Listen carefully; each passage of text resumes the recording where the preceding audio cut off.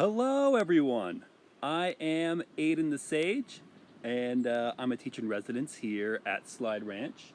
And today we are going to talk about some plants and plants that you can find all around this area up here, and oftentimes in all around the Bay Area too. And we're going to start thinking about what you can do with these plants. So, if you'll come along with me, I'm going to start picking some plants with as much respect as possible. So, right now, I am walking by a few plants right here. We can see lots of them. I'm going to pick this guy right here and say thank you. And I know this plant to be nasturtium. Here's a leaf right here I just picked. For everyone who is joining us, I am Aiden the Sage. Hello, and we're going to be talking about plants and what we could do with them, and what kinds of plants we can find all around the area here. So, I just picked this nasturtium leaf with respect, and let's play. Well, before we start with that.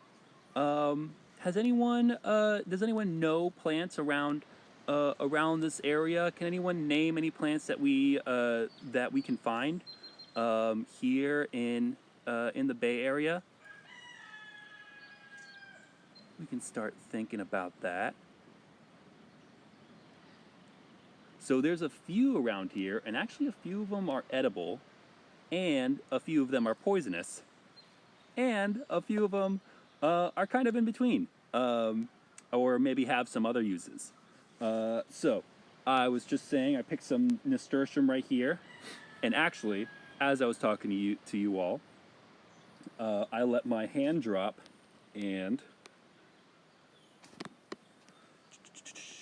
I let this nasturtium touch this plant right here. And maybe we'll start with this one, so that I can kind of start with the warning that comes with identifying plants for uses, which is no one should do this without being absolutely sure of what they're picking and what its potential harm is, or what potential harm you're doing to the plant or the landscape. And so usually it helps to have someone who is super familiar with all the plants in an area with you, who can point things out to you, and knows what they're talking about. So, I wouldn't recommend trying this at home. I would recommend maybe finding a person like that and doing some of your own research, because there's plenty of resources out there. I know of a few, like if you go on to Calscape or Calflora, that's CAL Scape or CAL Flora, like FLORA. They have some great information about lots of different California plants. Super fun. Checking those websites out. You can just Google them. And also, feel free to ask around. And feel free to ask questions in the comments here, or in the comments of any video, or just getting in contact with Slide Ranch. We would love to share information with people. So, back to the poison hemlock, which is this guy right here. And actually, I'm going to pick some. So, poison hemlock. We have our first plant. Here's a question. Should I eat this? I would say no. It would not be a good idea. And in fact, after picking this plant, I'm going to go ahead and start washing my hands. Because the poison, from the name poison hemlock, it is poisonous. The poison is actually on the plant, on the surface of the plant. So when I touch it and pick it up, my hands are exposed to the poison, and I want to wash them before I put my hands anywhere near my mouth or face. These days, we do not want to put our hands near our mouth or face in general, but I'm just going to be extra careful and wash I am at a sink right now, holding the laptop.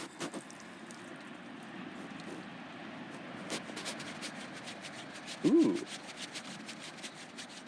And I found a nice fuzzy guy. How's this angle for everyone? Is it super nice and fun? Hold on, almost done washing my hands. Cradling the iPad, I should say, the camera. Oh yeah, that noise is super fun to hear. Here we go. Now it's off. And just as a quick hello to our friends in nature here, we'll say hi to this caterpillar. It's so cute. It's yellow. Hello, caterpillar. I don't know what kind of caterpillar that is, but we'll say goodbye to it now. So, back to the poison hemlock. I picked it up just to show you guys, and now I'm going to point at it so that I don't have to wash my hands again. It is poison. It is the poison is a neurotoxin, which means that the poison affects the brain, and what it does in the brain is it makes the brain shut every other system down, because our brains control most of the systems in our body.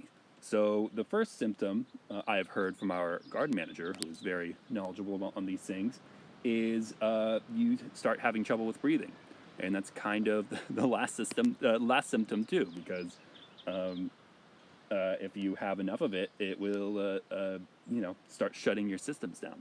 So not a good one to eat.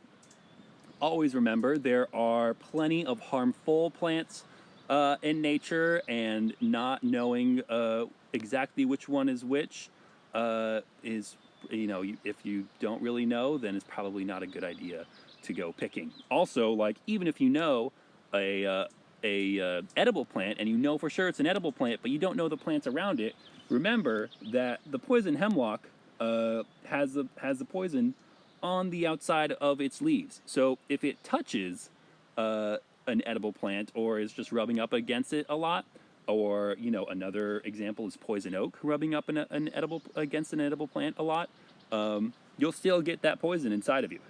So remember, don't be not a good idea to go foraging on your own unless you are super knowledgeable about everything around you, and or have someone like that with you. General word of caution. But for now, I am going to go beyond the poison hemlock here, and again pick a leaf of nasturtium with respect. Thank you, nasturtium. This is nasturtium. Beautiful, beautiful leaf. And I will go back to the Wi-Fi and make sure that everyone can hear what I'm saying. So, nasturtium, and this is an edible leaf. Really good. Kind of a spicy texture, or spicy flavor. The texture is like a leaf. It feels like a leaf. Super good. I love munching on these. They're one of my favorites around here. They also, here's a perfect example. Thank you. They also have a flower. Oh, hello. This is a nasturtium flower. And that is edible as well. And I just learned today that they produce seeds, which you can make capers out of. So that brings us to another point of, is a plant edible all the time? What do you all think? Do you believe that a plant, if we just designate a plant as an quote unquote edible plant, do you believe it's edible all the time?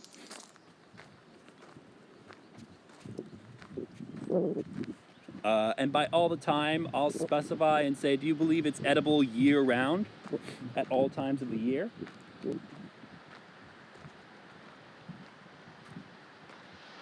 So, I am traveling, and again, I hope the Wi-Fi is coming with me far enough into here. And unfortunately, I'm not seeing any of the plants I was hoping to see. Although I am seeing something else. Putting that aside, that question of is a plant edible all the time, And actually, I'll come this way. We have another plant commonly found around here.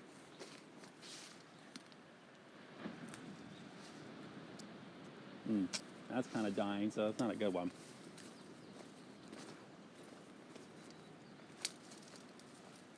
Ooh, here's some nice young shoots.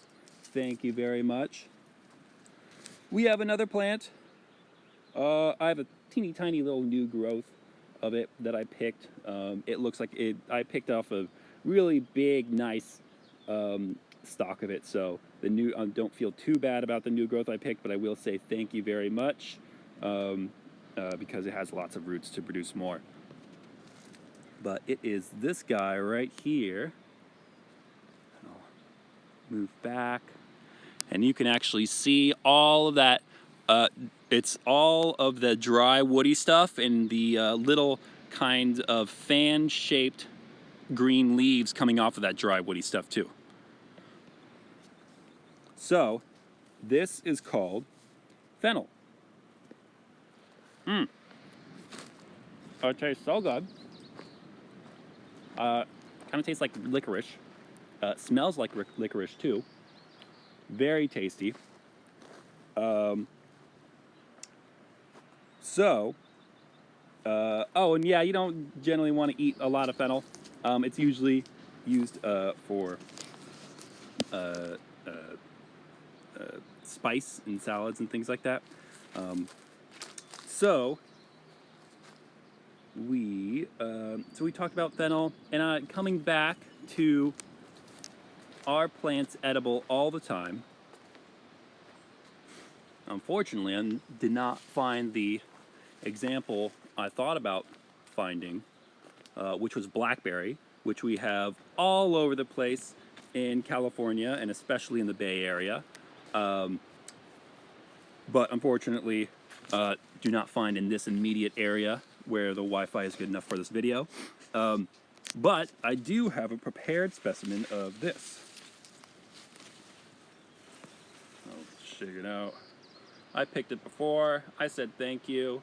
It's a big, huge thing. I had to pull the whole thing out of the ground because the part I wanted was actually the root. And this root. Oh, can we see more of what you're seeing? That's a fantastic idea.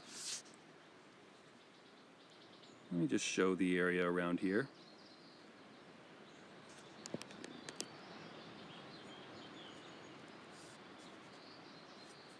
I love this spot.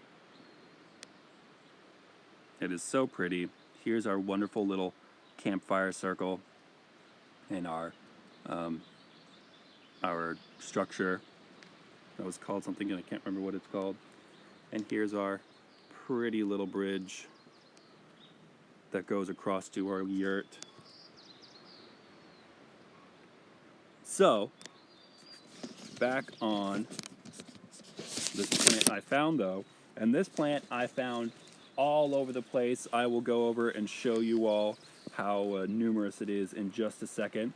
But it's this little thing right here, kind of big actually. You can kind of see comparison. I would say like double the size of my head with the root. This is wild radish. And radishes, you eat the root.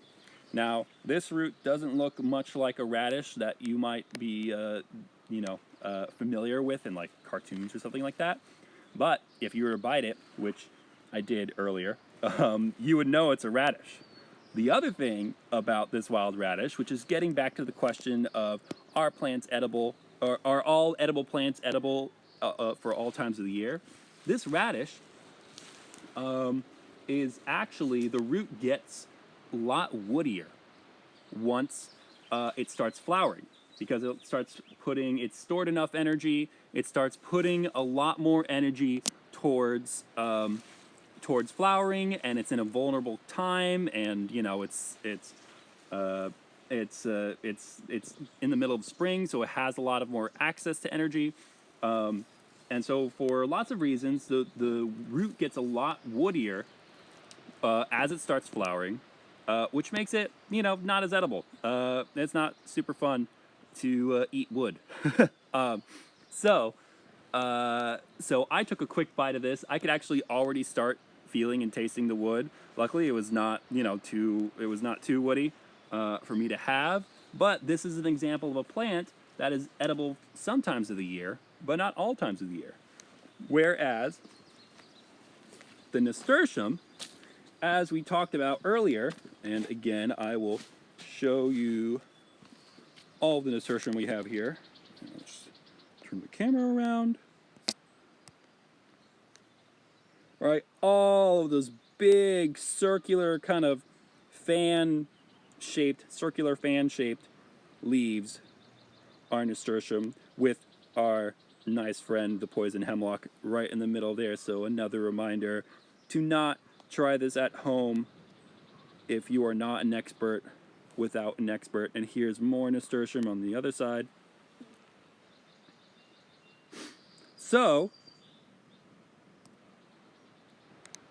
all of that is nasturtium, and nasturtium, as I showed everyone earlier, the flower is edible, and also the seeds are edible. So you can think of it, especially in California, in which we absolutely have a fall season, and things often dry up during the fall season.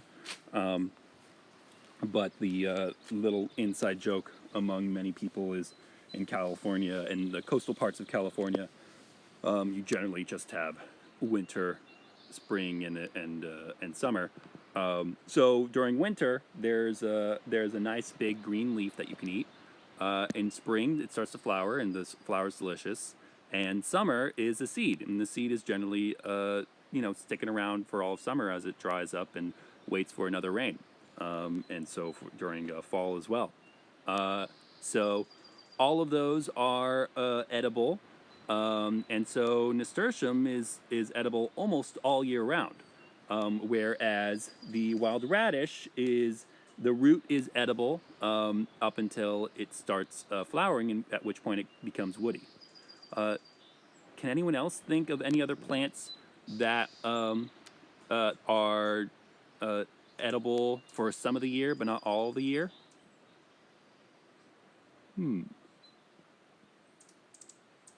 I would guess fruits. Most fruits, right? Most fruits that we eat, because they generally produce fruit in the wild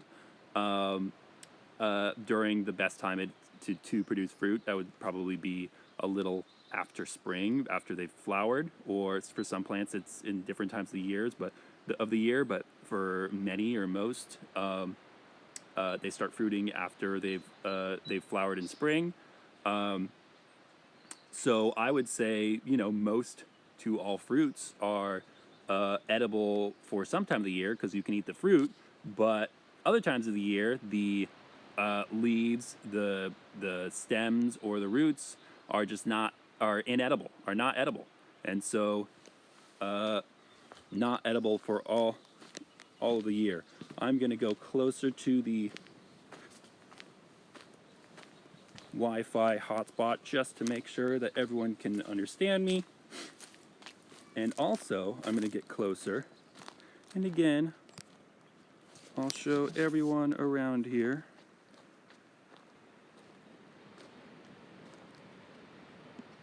So I've crossed that little bridge I showed everyone earlier.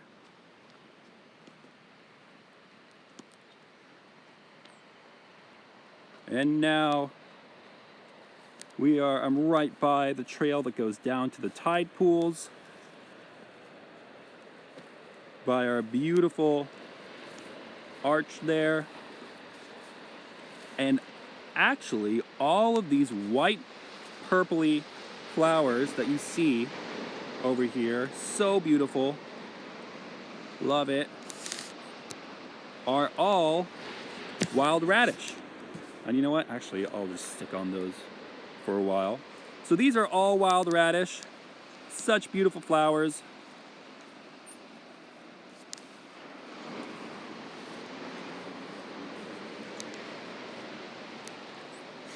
So again, coming back to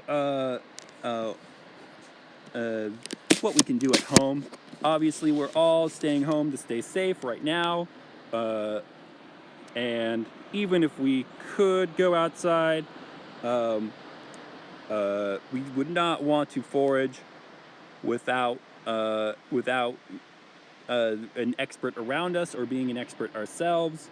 One way to practice, and again, I would not recommend foraging without an expert next to you, but one way to become more familiar with plants is using resources, especially online resources or books. And if anyone could think of a resource that they could use at home,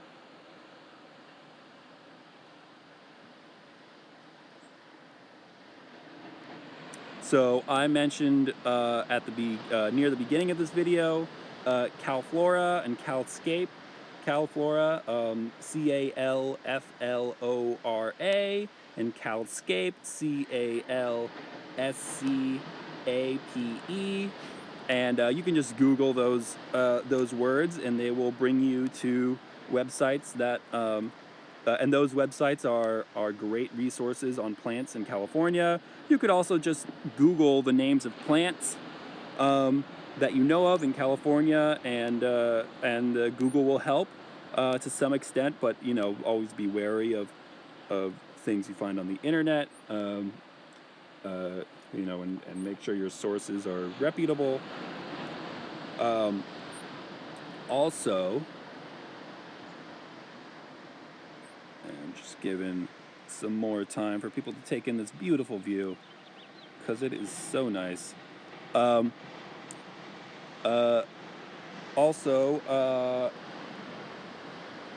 Books as well. There are many books on different flowering or different edible plants and other uses for plants. And again, you can always feel free to comment or email us here at Slide Ranch, and we will do our best to answer questions. Probably would not do well doing IDing or identifying a plant over with a picture from the internet, just because it's always a better idea to identify a plant in person rather than from a picture, and know where it came from and things like that. Those are all factors in plant identification. So, we saw the wild radish. Let's look at another plant and play the game, should I eat this or not? I'm gonna pick this one. And actually, thank you very much. I'm gonna show you, it's that plant I just picked and its friend right there. Kind of young, stunted ones. Let me show you a slightly older one. Let's see. Lots of young ones around here. Here's a slightly older one right here. Right, so talking about this guy right here.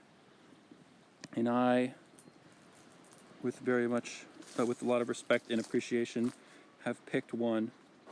So, should I put this in my mouth? Should I eat this? So the answer is no. I should not eat this. Luckily, it's not poisonous it's not like poisonous. It's not really poisonous to the touch. I probably, once I've picked it, and I'll go closer to the yurt.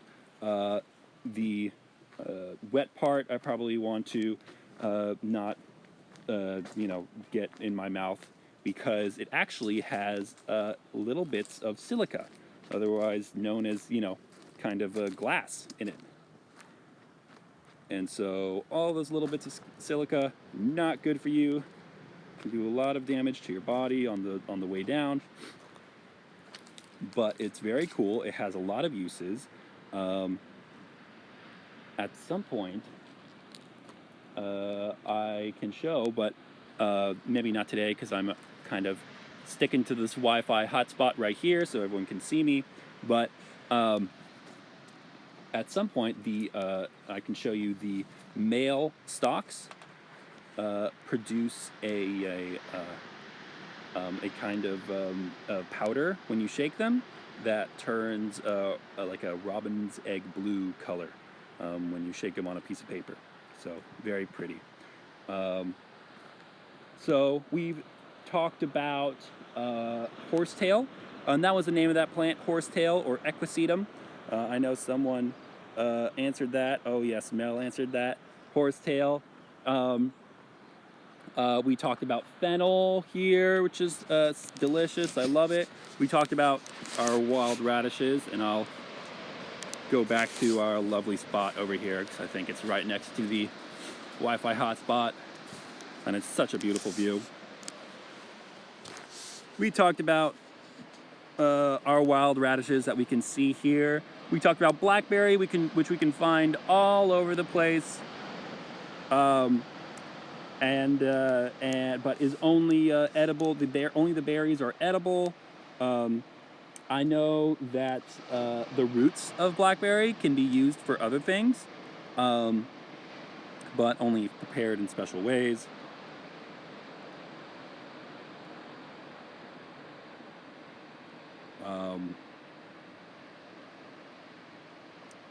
And there are actually lots of other plants that are edible or have other uses here in California.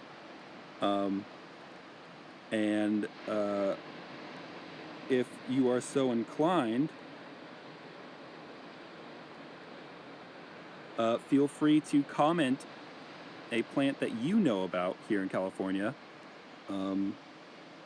with a way that you like to use it.